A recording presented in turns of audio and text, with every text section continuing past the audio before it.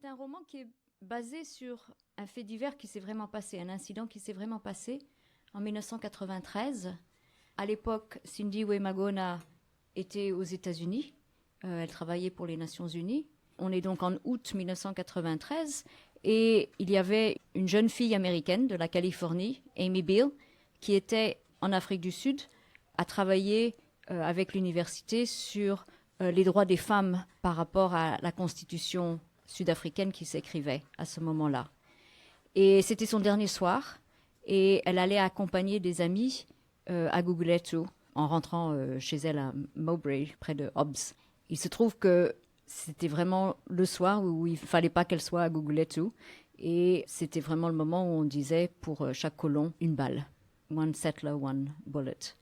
Et il y avait des jeunes qui étaient là, qui étaient conscientisés, qui faisaient partie des jeunes qui répondaient à ce qui s'était passé en 1976, qui s'était passé depuis au niveau de leur éducation qui ne suffisait pas du tout. Et ils l'ont attaqué et ils l'ont tué. Il y en a 4 qui ont été jugés pour le meurtre et qui sont allés en prison. Et ça a été quelque chose qui est apparu dans toute la presse, aux États-Unis comme en Afrique du Sud. Et on parlait évidemment de la jeune américaine blanche qui avait été tuée à ce moment-là. Et c'est plus tard que Cindy Way, qui bien sûr a entendu aux États-Unis ce qui se passait, elle, comme nous tous, quand on entend quelque chose comme ça, elle a empathie avec la mère et a continué avec son travail, etc. Et c'est en 1994, quand elle est rentrée pour voter, pour la première fois en avril 1994, qu'elle était sur le point de revenir aux États-Unis. Et elle disait qu'elle était à l'aéroport et elle était avec une de ses amies. Et ils étaient tous excités, contents, espérant que l'Afrique du Sud aille dans le sens qu'on imaginait tous que ce serait possible.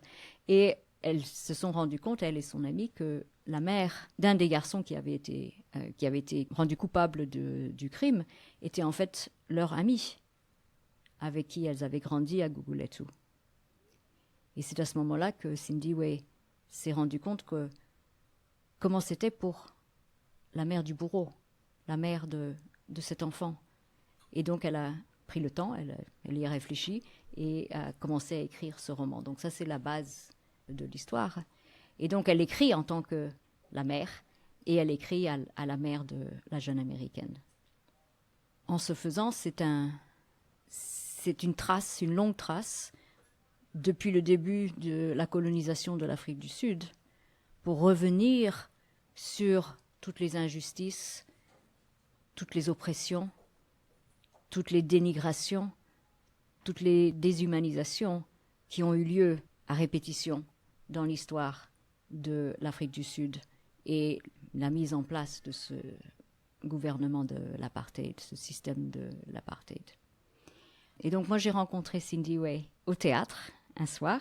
En fait c'était la mère de Amy qui nous a présentés et j'avais un poste en Afrique du Sud pour recevoir des étudiants de l'étranger et on restait pendant un semestre et on était impliqués dans une ONG que les parents de Amy Beale avaient commencé avec 2 des jeunes hommes qui avaient tué Amy Beale et qui avaient été amnistiés dans la commission Vérité et de la Réconciliation. Et donc à ce moment-là, j'avais déjà lu le roman de Cindy Way, j'avais rencontré les 2 jeunes hommes et j'étais pris par ce roman qui m'avait tellement touchée que j'enseignais donc à mes étudiants pour qu'eux ils commencent à comprendre un petit peu ce qui se passait. Et comme je disais ce matin, j'avais aussi ce contexte francophone auquel je ne m'attendais pas du tout au Cap. Et parmi nous, on essayait de comprendre la situation.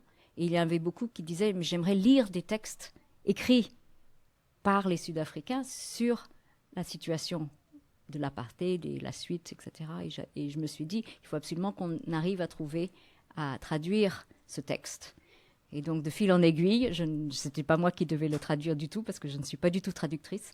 Et donc, de fil en aiguille, je me suis retrouvée à le faire parce que j'avais presque l'impression d'une promesse. Ce n'était pas une promesse, mais c'était une promesse que je m'étais faite à moi-même pour essayer de faire en sorte que d'autres que les anglophones puissent lire le texte. Et Cindy Way a gracieusement accepté que je le fasse, que j'essaye de l'écouter, de l'entendre, d'entendre sa voix. Sa langue maternelle, c'est le isiXhosa. Et donc, elle écrit en anglais dans le texte, mais il y a énormément de façons de s'exprimer, de proverbes et d'expressions en isiXhosa. Et aussi en afrikaans, parce que c'est aussi une de ces langues qui construit l'anglais de l'Afrique du Sud, et puis l'anglais, bien sûr, de l'Afrique du Sud, qui est encore différent de l'anglais canadien, de l'anglais américain, et qui est peut-être plus proche de l'anglais de l'Angleterre, juste à cause de l'histoire coloniale de l'Afrique du Sud. Et donc, c'est un texte, je ne savais pas comment l'approcher, je ne savais pas s'il fallait vraiment transformer le texte et le rendre beaucoup plus transparent, beaucoup plus limpide à un public français ou francophone. Et donc j'ai joué un petit peu au début en essayant de voir est-ce qu'on le transporte dans un autre français, haïtien par exemple, ou peut-être de l'Afrique du Sud, de l'Afrique de l'Ouest, pardon. Et finalement j'ai dit non, parce que je fausse l'histoire. C'est tellement un texte situé en Afrique du Sud et avec cette longue histoire de colonisation, je ne voulais pas recoloniser le texte ou le retransformer une autre fois. Et donc, j'ai essayé de rester aussi près que possible du texte et de garder son étrangeté à un certain niveau. Et donc, garder l'étrangeté même du rythme quelquefois. Donc, il y a des moments où j'hésitais beaucoup et avec Rodney, on a beaucoup, beaucoup travaillé pour le lire et le relire et de dire, est-ce que malgré ce rythme qui n'est peut-être pas francophone, ou français, est-ce que ça marche toujours? Et j'espère qu'on a réussi à trouver quelque chose, pas à mi-chemin, mais qui rencontre, n'est-ce pas, pour que nous, on puisse, si on lit en français, quand même l'apprécier pour sa belle valeur, parce que c'est un beau texte. La langue de Sindiwe est magnifique, et je ne voulais pas perdre sa langue à elle, sa façon de s'exprimer, en le manipulant de trop. Merci beaucoup.